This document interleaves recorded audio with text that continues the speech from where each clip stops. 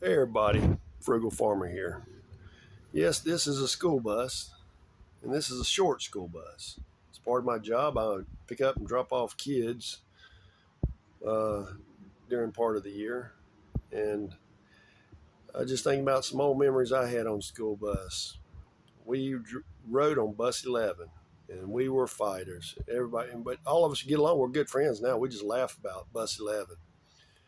But there was one driver we had, for whatever reason, he didn't like a few of us, and he put us off. Well, I walked home, and that didn't sit well with my daddy. My daddy, the only reason my daddy found out was he was coming home when I was walking. He was like, "Why are you walking? How come you aren't on the bus?" And I told him. And we weren't fighting that day. Another friend of mine and I were cutting up, and my friend got put off too, and his house was closer the other direction. I hoofed it on home by myself. Well, the school got a call that next morning. My daddy talked to none other than the principal.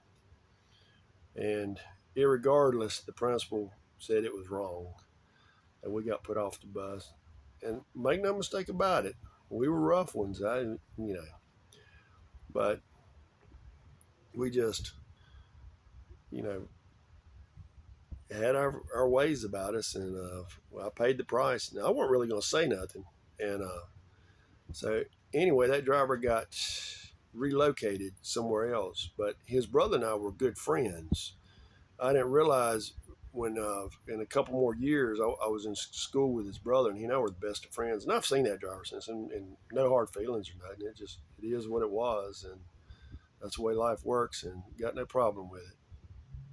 But I've enjoyed this, but I can see the stress of being a bus driver. These kids are off the chain sometimes, but we try and make it a memorable experience for them, and I don't put nobody off. Deliver them right to their parents. Thanks for stopping by.